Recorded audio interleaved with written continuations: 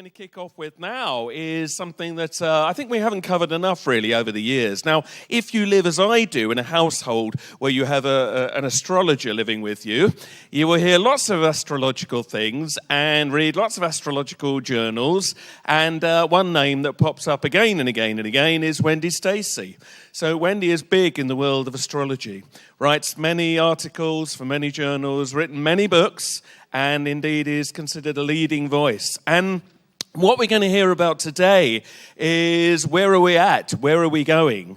You know, there are many different currents running in the world, and astrology deserves, in my view, to be taken much more seriously than it is. So hopefully we're going to get some good insights here into what's going on. So please give a big hand for Wendy Stacey.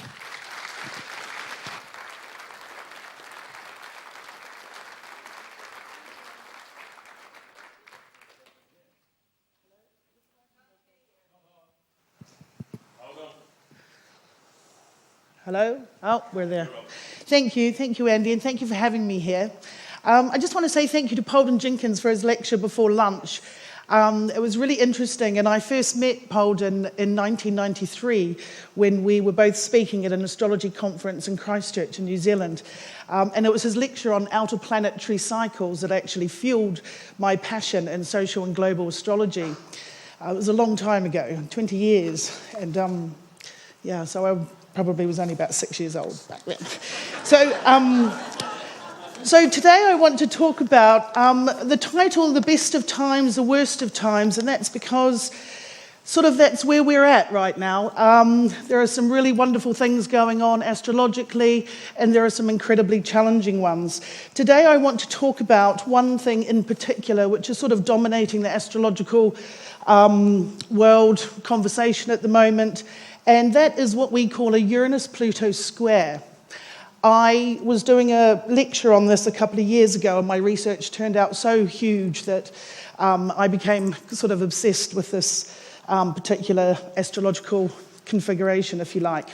And basically what that... Oh, hold on one moment. Yeah. What this is the Uranus-Pluto square is occurring between 2012 and 2015. And what that basically means is in the sky, we have Uranus, the planet Uranus, and the planet Pluto in a very difficult aspect to each other, which is what astrologers call a square.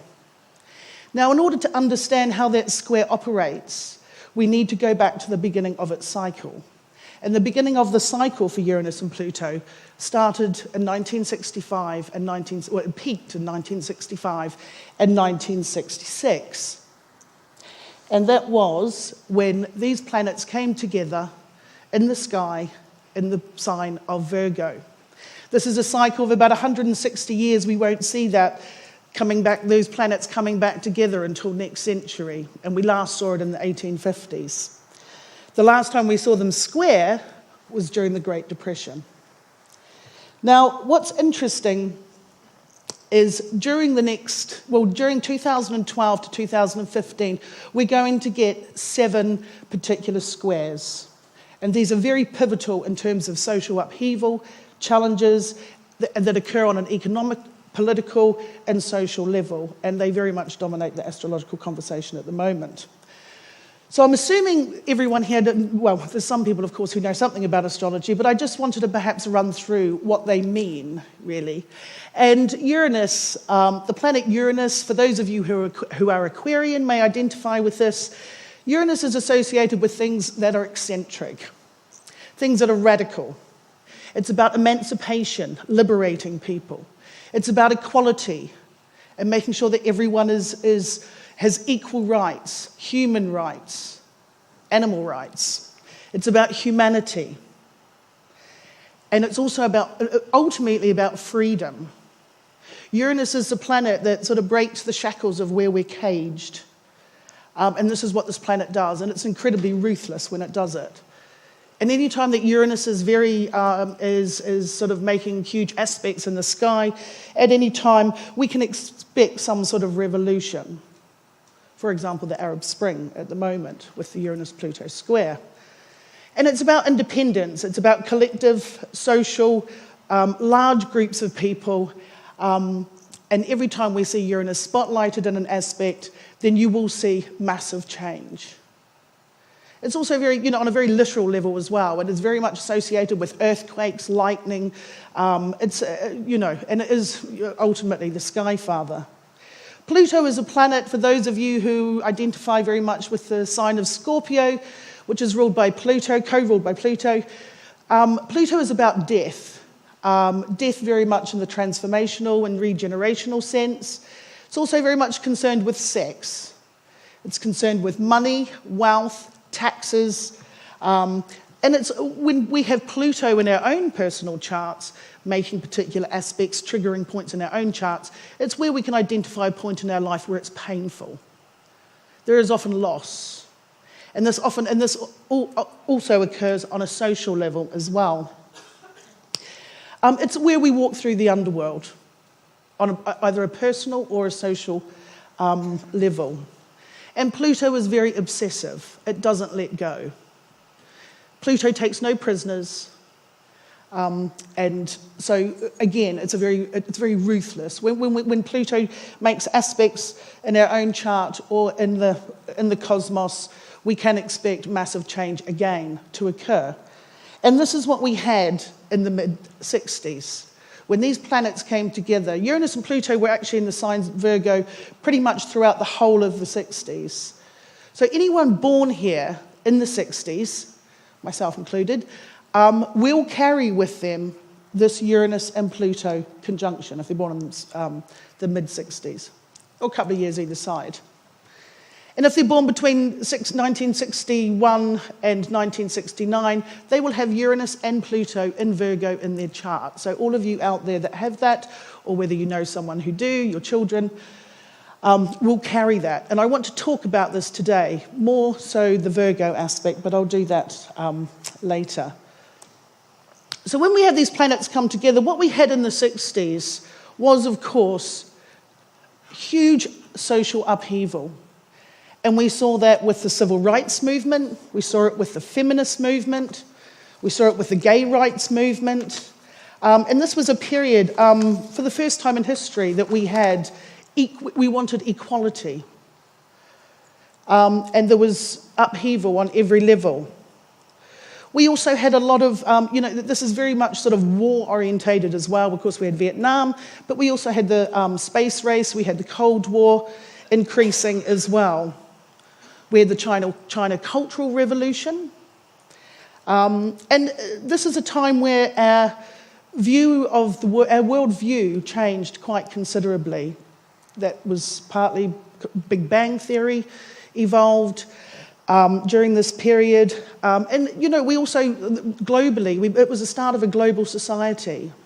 And the melting pot we have today of different cultural integration is an example of that. Now, of course, this was a period of sexual liberation, sexual freedom, and this was lived out through people who had Pluto and Leo. Those who were born in the 40s and the 50s had Pluto and Leo. And Leo is about having fun, partying, love, sex. And so this is the generation that lived through this, the 1960s, liberal equality. And, of course, they're the ones who gave birth to those born in the 60s, who carry Uranus and Pluto in Virgo, which is a much different sign. It's much more contained. It's not really about partying. And the Virgo, I just wanted to put up here the Virgo traits, because this is very important. It's come out very much in our society. And I feel that when astrologers talk about the Uranus-Pluto square at the moment, or the Uranus-Pluto alignment in the 60s, we don't very often talk about the sign of Virgo, which is where it occurred in the zodiac. Basically, these planets occupied the same degree of the zodiac in the 60s. But the sign of Virgo is very important because it's my feeling that we are living out this sort of Virgo myth in absolutely every aspect of our society. And I just want to run through some of the things about Virgo for those of you who are not familiar with the sign. So, of course, Virgo is associated with the Blessed Virgin. She is about sexuality. She is self-contained. But she is about abstinence of sex as well.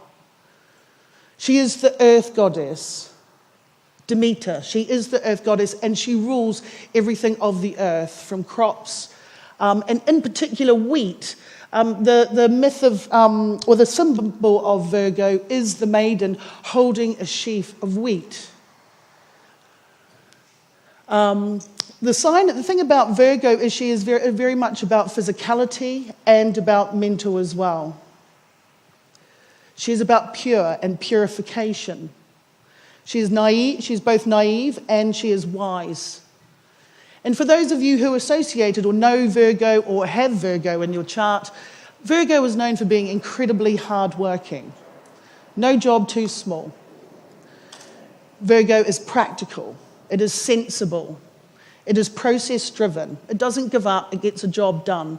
It is known for being critical, fussy, selective. But it is efficient. Virgo is incredibly competent. It is also fanatical. It doesn't give up.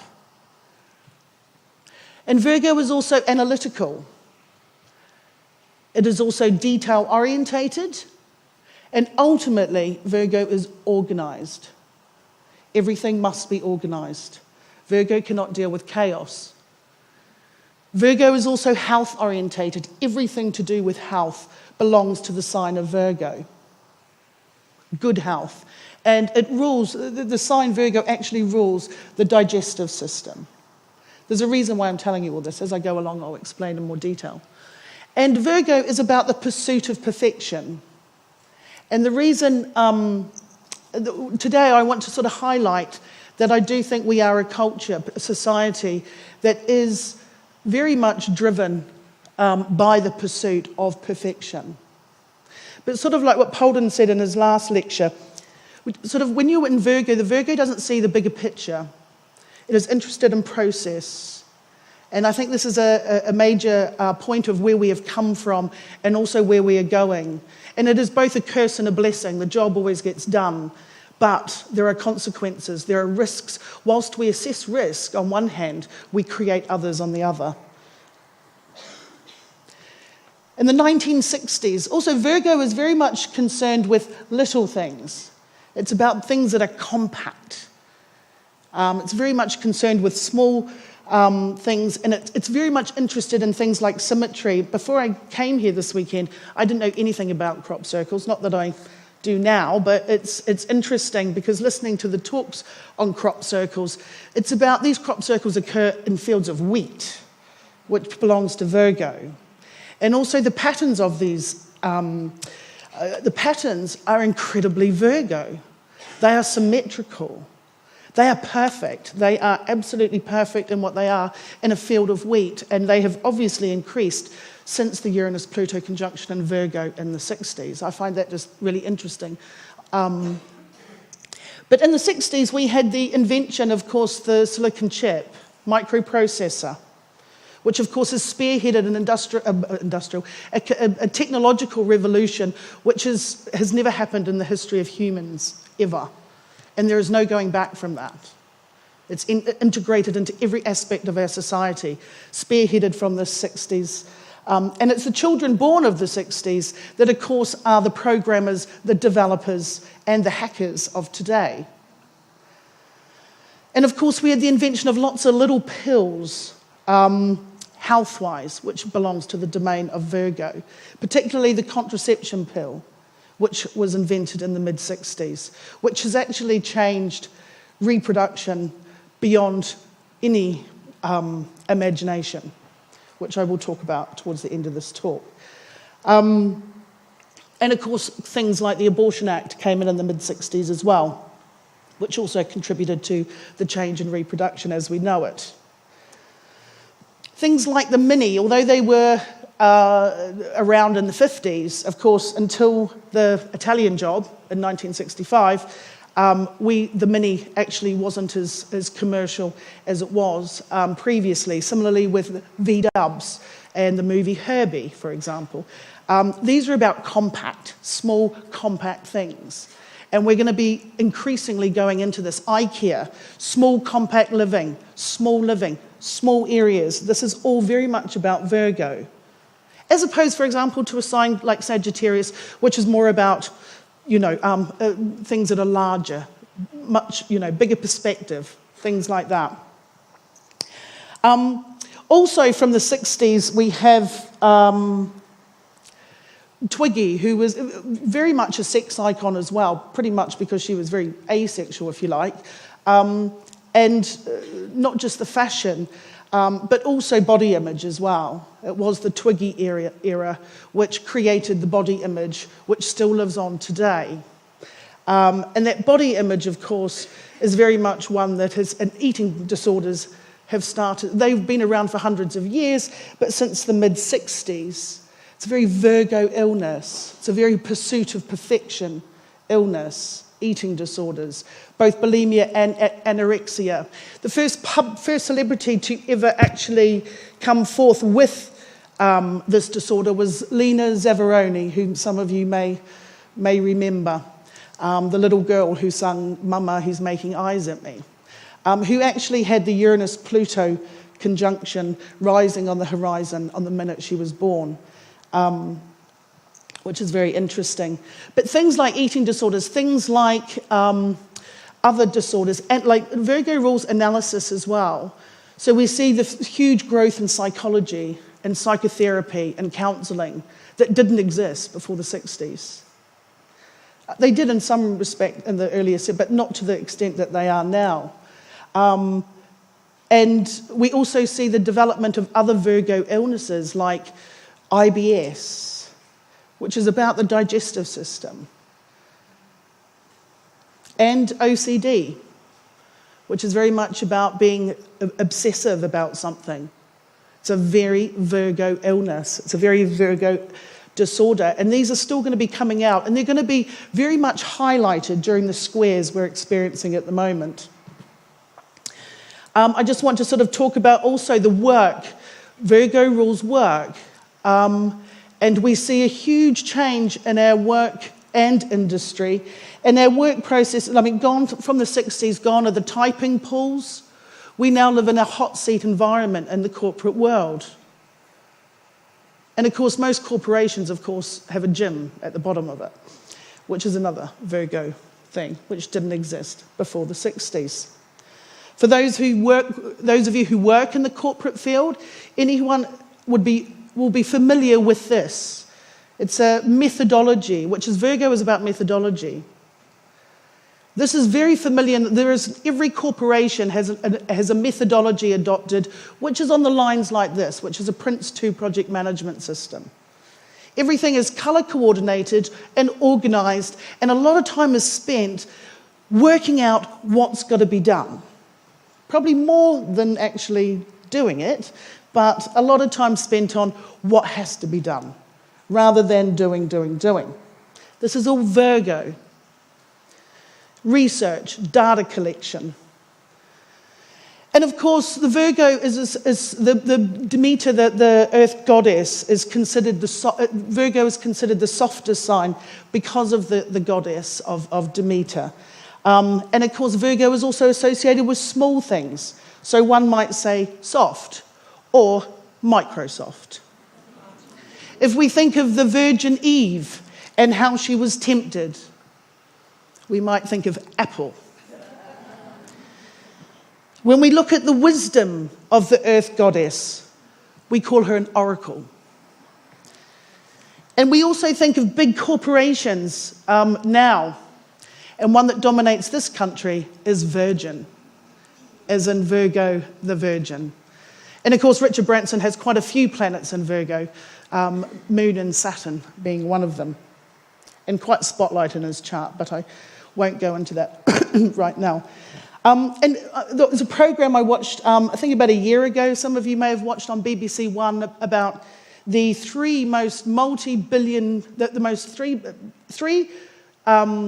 top multi-billion pound industries of food at the moment in the world. And the first one, of course, is bottled water. Even though Virgo is an earth sign, it is about purification. Virgos don't like drinking out of taps anymore. Don't like drinking out of the backyard outside tap. It's about being clean. Virgo likes being clean. And of course, there's consequences of that. The other billion-pound industry for food is wheat. And that's for the growth in cereal. And the last industry, which the third biggest industry of food, is yogurt, which is interesting because of the antibacterial properties it has. Now, of course, yogurt's been around for thousands of years, but it hasn't gained its popularity until the 60s.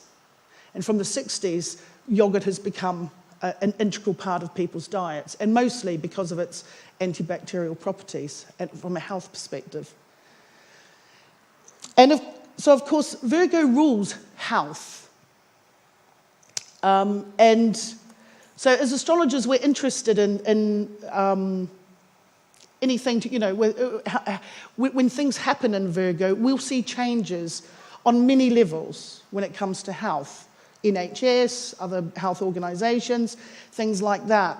But I think what interests me is since the 1960s, when I grew up, I remember the bathroom cabinet being filled of Band-Aids, arnica, calamine lotion, and iodine, I think it was. Not today. We now have lots of little things like aspirin, which was invented came out in the 60s. We have ibuprofen, we have paracetamol, we have Nurofen for cold and flu, some of us even have rescue remedy. We have antihistamines, and this has gone from not just the bathroom cabinet, but to handbags in society. The amount of people of my generation that walk around with these particular items in their handbag, including, as well as hand sanitizer, is increasing in society. That very much is about the 60s generation. And of course, as Virgo is obsessed, Virgo is the Virgin, and we are obsessed with things, my generation, not necessarily anyone else, but what I'm saying is this forms part of our culture. It forms our society. It drives where we're going. And our obsession with virgins it continues. And this was one of them, which Polden also mentioned. And her fame was very much about her virginity. Our pop culture, if you were to think of the 60s generation and who they've idolized as the ultimate male of pop culture, you might think of this. And in the pursuit of perfection, we can see what this particular generation is creating in society. Interesting, Virgo is very much about whiteness as well. It is about cleanliness. Virgo likes white. So interesting that Michael Jackson's pursuit was to be white. And of course, he was a Virgo as well. And he had Pluto next to his sun. So he was very an obsessive type, and his pursuit for perfection carried through the 60s generation. And of course now, cosmetic surgery is very much a part of this culture. All very much tied up, of course, with age and fear of death and fear of getting older. The Virgin Maiden is beautiful. If we think of the queen of pop culture today, the queen of pop culture, we might think of this woman. And it's interesting to know that her first #1 hit was called Like a Virgin. There is, of course, some really positive things that have come out lately, and very much we can see this with the Harry Potter series as well, which is also incredibly Virgo. Virgo is ritualistic. She is an alchemist. And Harry Potter pretty much brings up the awareness of witchhood and magic that we are missing in our lives. And Harry Potter was very timely in this. Very much, and it was interesting because the actual final Harry Potter that was released at midnight was on a Uranus-Pluto square as well, exactly on that. And Virgo rules witchhood and witchery and magic. And so, of course, it's no surprise that J.K. Rowling has 4 to 5 planets in Virgo. When we think back to the 1960s, the program Bewitched became famous in the mid-1960s. The Oscars in 1965, Best Actress was won by Julie Andrews for her role in Mary Poppins. And of course, Mary Poppins is so incredibly Virgo. The actual slogan, practically perfect in every way, is an incredibly Virgo symbol, is very much, wonderful Virgo symbol. The other, of course, Virgo, the other side to it, in terms of The Fair Maiden in 1965, the Oscar for Best Movie was won by My Fair Lady. So you see all these Virgo themes that are coming out in the 60s and are repeating now. There's a lot of change that's needed for that, and I want to speak quite a bit about in terms of health and the change in reproduction that is occurring and has started to change from the 1990s. And this change started because it was the 60s generation, my generation, that reached, of course, the point of motherhood. And since 1990, childbirth has changed dramatically. Scary. It's very, very scary. My research is in childbirth and looking at the changes with reproduction. And we can see now that the increase of caesarean births, which is now about 24% in this country, is changing, not only the birth charts of children, but it's also changing us collectively as well. It's not just the Western world, the whole world is changing. 75% of births in Brazil are by caesarean birth. 42% in Madras, 45% in Shanghai. So now, please don't get me wrong, I'm not against caesarean birth. It's probably one of the most amazing rescue operations in the world. But the majority of these births are not by emergency, they are by elective. And my research looks at how these births are occurring between Monday to Friday and 9 to 5. Now, of course, from a capitalistic perspective, we can see a baby factory, conveyor belt style. This is now a business. Babies, giving birth to babies is a business, and that is, yes, part of the problem. But there's other things going on as well, and that is that the whole natural process of childbirth is changing. For a woman who now says she gave birth naturally, that still means that she could have been in hospital lying on her back with a catheter in her and an IVF drip, plus given a cocktail of pain relief, plus given a cocktail for induction, with a fetal monitoring pads on her as well. And that can still be considered natural today. So childbirth, the definition of natural, which is so Virgo, is now being redefined, and it's being redefined on every level. My interest is in the childbirth area. And of course, we not just have caesarean births, we now live in a world we can clone babies, we can clone body parts, we can do womb transplants, we do IVF. The saddest thing is, I think it's sad, that there's women out there who cannot afford the IVF, so are trading their eggs in order to receive that treatment. So now, for the first time in human history, we have women that can walk around and don't know if they have any children or not. I find that really bizarre. And that's what we're up against. So my interest...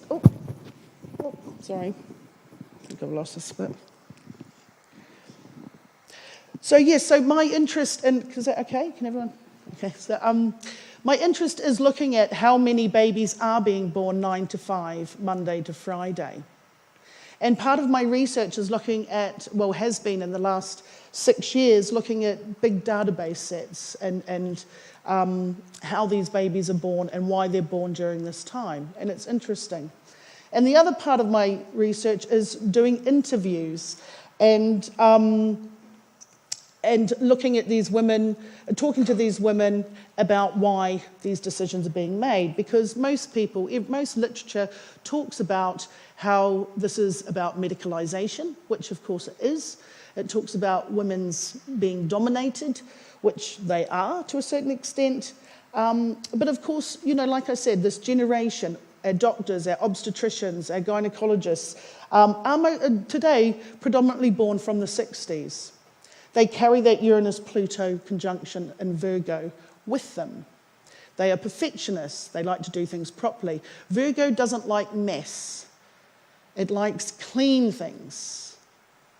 And when I was interviewing these women, it was interesting to hear from those who were born with the Uranus-Pluto conjunction. I wasn't interviewing them from an astrological perspective. I was interviewing them from a medical sociological one. And what I found interesting with interviewing these women is very much when women were talking, they would say things like, I wanted to make sure that everything was done properly. I wanted to make sure that everyone was in their place and everyone was in their right job and that everything was going to be going according to plan. It was a very Virgo anxiety they had, and they wanted to make sure it was done properly. So basically, my interest in this is that we are trying to it's not that birth is necessarily controlled, it's just that a lot of women also want to organise it. It's not about control, it's about organisation. And I think there's a lot to be answered for in that respect. A very good image I have of Pluto and Leo, those born in the 40s and 50s, and compared to the 60s, is the program Absolutely Fabulous. When you have, Eddie and, I can't remember her name, Patsy, absolutely drunk, partying with absolutely no fear of consequences, and drinking all that verve. And Saffron, the daughter, born in the 60s, absolutely disapproving. I used to do the same with my parents. I don't know if any of you born in the 60s did the same. My parents were, swinging 60s musician, So in the 60s born, we frowned upon that. So we want to change it. We want to put it right. We want to make it perfect. But of course, that's not going to happen. What we do is when we try in the pursuit of perfection, in our assessment of risk, we create other ones. We do not know what we do. So that's one major point of what's happening at the moment. And those dates, if anyone wants those dates, you can ask me after the talk, are very pivotal in the changes of society. Very pivotal. And these dates are going to be very interesting in terms of the Arab Spring, how Syria, how things turn out. Turkey, this is not the end. The end is yet to come. If I just go back, actually, perhaps, and we even had the London riots under this particular...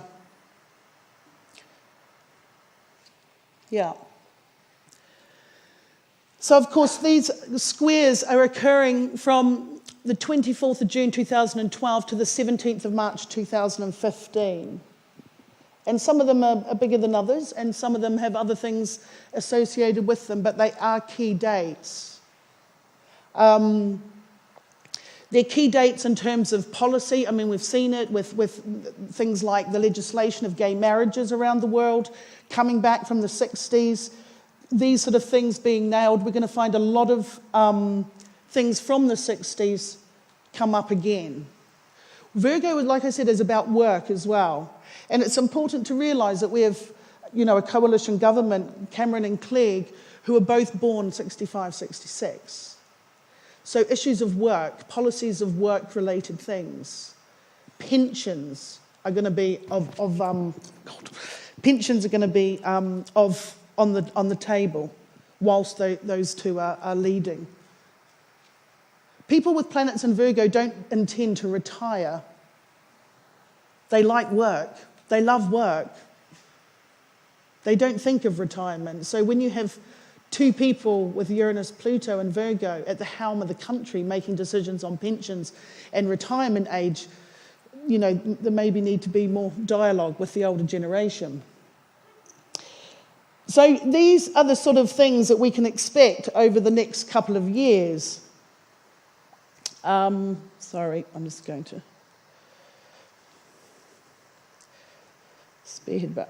We also have something quite, this is a quote from The Economist in 2005, sorry, I meant to finish this off when I was talking about cesarean births.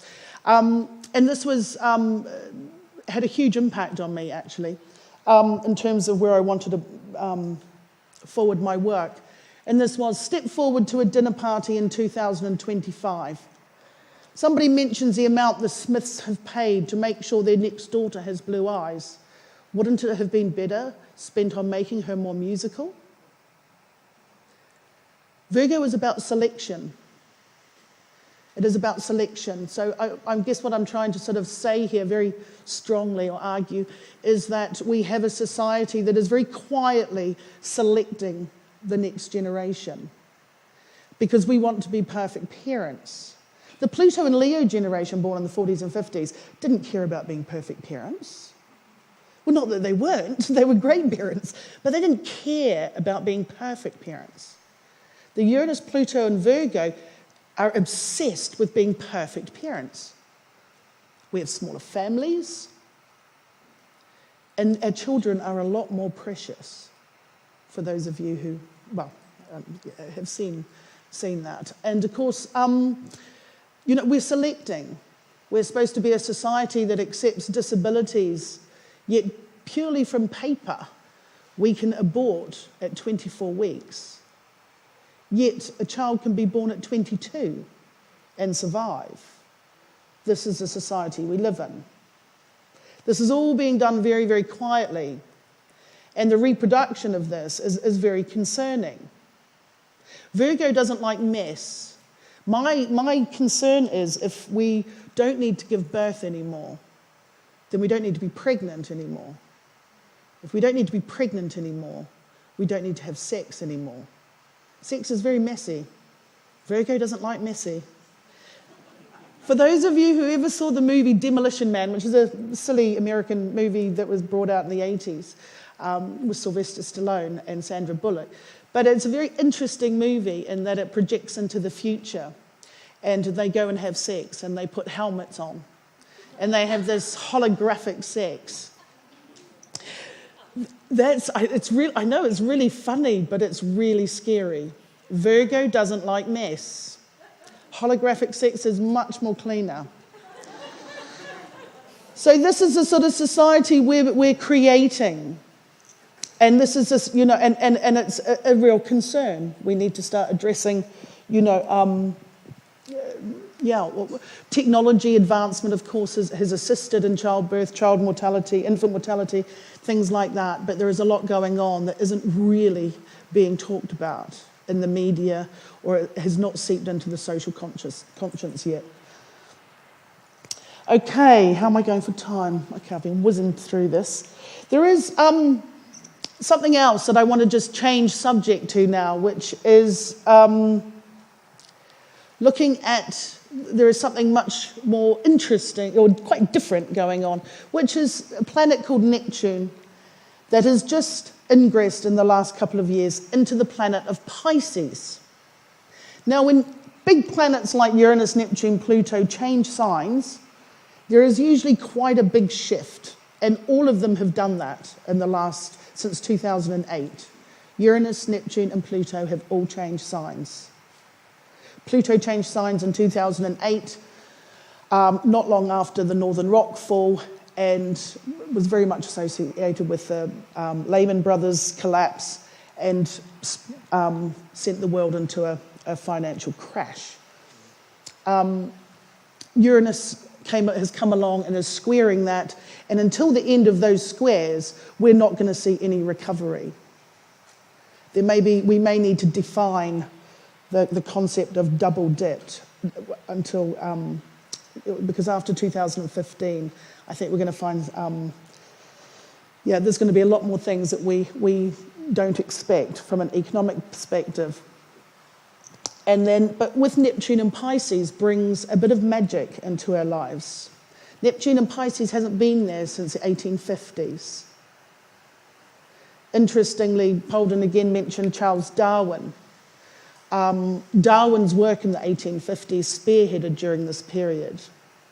Darwin was born on the same day as Abraham Lincoln, which is interesting. And of course, Abraham Lincoln was very much about the underdog. And Neptune and Pisces is about the underdog. It's about spotlighting the underdog. So whilst this is going on at the same time as the Uranus and Pluto squares, we do have a bit of magic, and we do have a lot of hope. Neptune and Pisces is very much about magic, but it's also about our perception. It's about how we perceive things. It's very much about our cultural mythology. I mean, it's interesting for those of you, I find it fascinating at the moment, there's the movies on TV, which is Snow White, Hansel and Gretel, and Jack and the Beanstalk. They're all on Sky. They're adult movies. They're R15. I don't know if any of you have seen them. I've seen all of them. I love them. But they are graphic and they are shocking. They're absolutely shocking. But they're fantastic in the sense, for me, in that they're bringing the mythology back to life. But they're also making us very aware of what we told our children. These stories are horrendous. When you actually watch these movies and you watch these children shove a witch into the oven, and it's really horrendous, you think, oh my God, we told our children that when they were really little. But this is the reality of it. And it's like, it sort of hit me watching these movies, how sort of, we tell these stories to our children, and how it, helps define them and create their philosophy in life. But our perception of reality is going to change. When I spoke before about the hologram, this is, we're actually going to be starting to live life in a very interesting way. Neptune and Pisces is elusive. It is incredibly elusive. So here it is that we escape into virtual reality. And this is going to grow extensively over the next 5 years. When you think about Star Trek and going on going onto the holograph deck to go on holiday, that's the sort of thing we're going to be having in the next 5 years. Our virtual world is going to become so huge that we're going to have to think very carefully about what is reality and what is not. I mean, we think of our children of today. Those of you who are surrounded with teenagers, they already live in that world. They walk around with their phones, their games. They don't look up, they look into a screen. They have to be asked not to be looking into a screen. These kids' society, their version of reality and our version of reality is quite different, and it's going to be quite split, because it's the first time in human history we don't know what our kids are doing, because it's all happening virtually.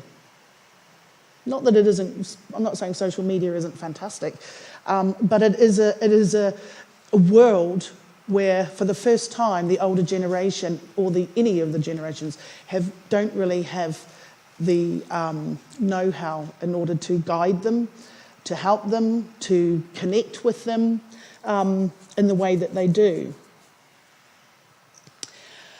There's all interest with Neptune and Pisces is also going to bring concepts of medical developments as well. Pisces is actually the opposite sign of Virgo. Where Virgo rules health, Pisces rules healing. They're both concerned with the well-being, in a way. So we're going to see major medical developments in that field. But most of all, I want to talk about perhaps water as well. There's Neptune and Pisces is very much about, it rules the oceans. For those of you who know Neptune, as in the King Neptune, but the Pisces is about oceans, and it's about water in general. So in the next 5 years, we're going to see a massive spotlight on the ocean. And that's going to manifest in many ways. I think part of what's going to happen is we're going to be looking at the oceans being colonized by human beings, more than it has so far. We have not yet reached the depths of the bottom of the ocean. I mean, just recently, I think in February maybe, or maybe last year, when there was the race of James Cameron and Richard Branson to get to the deepest part of the ocean, which hadn't been reached since 1962, near Guiana, the Bay. Sorry, I'm not quite sure exactly where it was, but to return back to that depth of the ocean, very much tied in with this Neptune and Pisces ingress. So we're going to see a lot of that. We also believe there's tens of thousands of creatures in the ocean that we don't even know exist, which will be interesting. I mean, as the man last night was talking last evening, I was thinking, what about the sea? What about the ocean?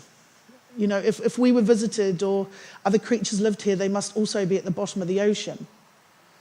A friend of mine who's a marine biologist who was with James Cameron when he went down to the bottom of the sea, is a marine biologist in New Zealand. He wrote a book, and he said that the volume of the Earth, 97% of it is ocean, of the volume of the surface of the Earth. And he always believed that if there was alien life, there would be a lot of contact at the bottom of our oceans, which we have no access to. So, I mean, there's things like this that are all going to start opening because Neptune is in Pisces. Of course, the negative side to this, we're going to also see water shortages and pollutant waters, floods, and there's going to be a spotlight on that. But there's also the positive side as well, and that is about imagination. Like I said, back to perception.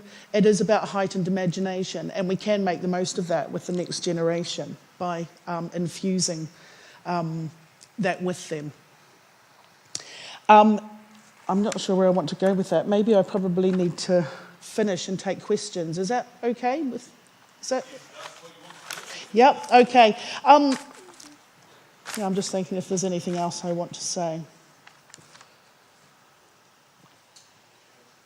Yep, I'm going to stop there and take questions if that's okay with everybody. It's okay. Does anybody have a question? That's a nice, easy one. Yeah, we have one over there. Sheila, are you there? No? Hold on a second, sir. Madam, whoever you are. Okay. Right, yeah, there's a mic coming over. Come to you in a moment.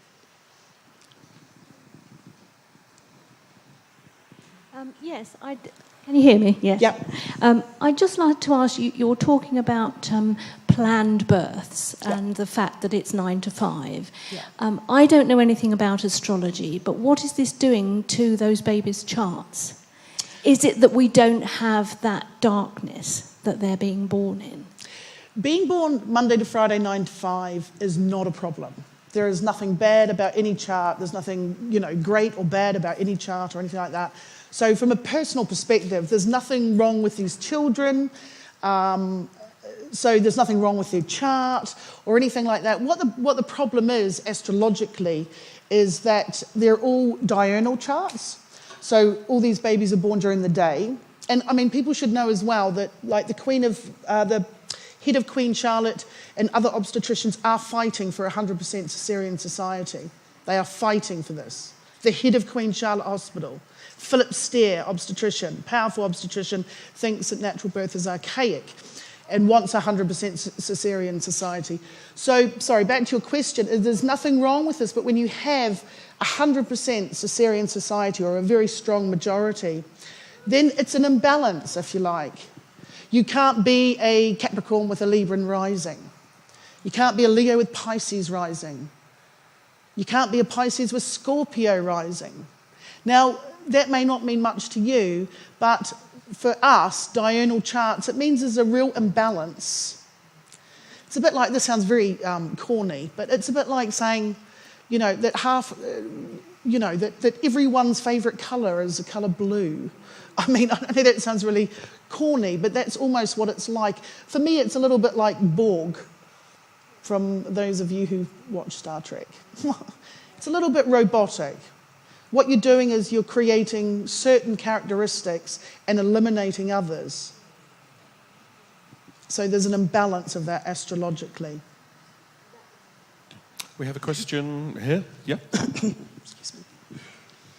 Yeah, I was going to ask a very similar question, but so you halfway just answered it. But how does it change it from the person, from the personal perspective of this person born by, basically the convenience of the doctors to do it on a certain time? How does it change? How does that chart change things for them in their lives? Well, I don't think it makes... the charts of these children, or this next generation, basically what it means is they have the Sun and Mercury and Venus, which is very close to the Sun because it orbits very close, in the top part of their chart. So basically the Sun, Mercury and Venus is always above the horizon for these children when they're born, which is nothing wrong with that. There's nothing wrong with that at all. It does make them more public. It makes them less private. In terms of characteristics, but half the population has that anyway. But when you have all of them like that, I mean, there'll be a lot more X factors, I can tell you now. Yeah. Sorry. That's interesting, considering the NSA, what's happening now. Sorry, can you wait for the microphone, please? Sorry. Who's talking? I was just saying that makes it more interesting, that they'll be more public because of what's going on with the NSA right now and the spying and listening in on everything. Everything is public much more. And now the birth charts, I don't know whether it just struck me when you said that. Well, there'll be a shadow to that too, I'm sure. Yeah. Just go here. Hi, I'm just interested about what you were saying about Libra and, the concentration on health and image and everything else. And how Virgo, sorry. Virgo, how that fits in with the increasing obesity rate? Well, that's again the shadow of it, the fast food society as well. I mean, the Uranus-Pluto conjunction in the 60s is very much about speeding things up as well. So we live in a much busier, speedier time, and as we live in a quick fix society. Everyone wants quick fix. That's Virgo as well. It wants to fix everything. So we eat very, very, very healthy, but there is the shadow side to that, which is, I guess, the obesity, the fast food, lifestyles, all that sort of thing as well. And that is the shadow side of it. They both need to, come in, meet in the middle a little bit here, I think. It's not very balanced. Peldon has a question. So the conjunction was in the mid-60s, and we're on the square now, and also the opposition or the climax of the cycle will be in the late 2040s. I wonder if you have any insights into the overall drift of the cycle that we're in at the moment, and at a crunch point of at the moment, where you think it might be going. Yeah, I think it's concerning for... I think we're living in the midst of a technological revolution where we can't go back. I don't think until that opposition, until the 2040s, that the Uranus-Pluto opposes each other mid-cycle, that we'll actually get any understanding of sort of the damage that's done. Because it's incredibly exciting living through these times. We're living through a technological revolution.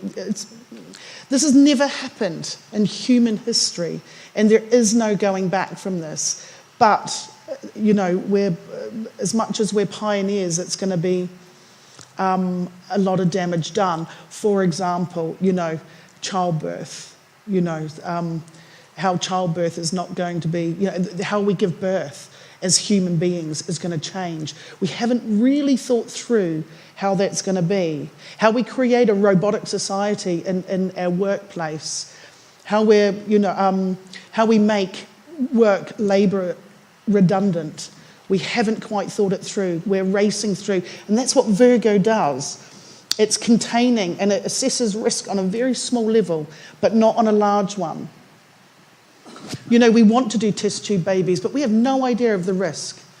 We're cloning parts of bodies to help our bodies, but we have no idea of the risk associated with that. And until that opposition, I think, Polden, that we're not going to be able to take stock of that, of the damage that's done. But there is going to be some positive things too, I'm sure. One last quick question. Well, this is more of a comment than a question. You said there was no astrological damage for an induced birth, caesarean birth. But I remember talking to Stan Groff about this, and yep. Stan Groff said there are very notable psychological consequences, yep. such as a child who will spend the rest of his life feeling he's forced into things he doesn't want to do. Another thing is that the struggle to get out sets yes. up in the child the whole psychological yes. drive and push and fight. Yeah, and Dr. Arthur Janoff and Stan Groff did a lot of work on the psychological consequences of birth. Dr. Arthur Janoff did a lot of work on the trauma train, which is what he calls birth. So when people are born, and they're born vaginally, then that basically they go through the trauma train. When they do that, they come out with the skills to survive, the ability to persist and be driven as human beings. Without that, he states, and Stan Groff states as well, that there is a weakening of that. There is no drive. There are psychological things. Of course, Stan Groff does rebirthing with that. And you'll find that with emergency caesareans as well. I think that's a lot more connected to emergency caesareans because it is a life and death situation.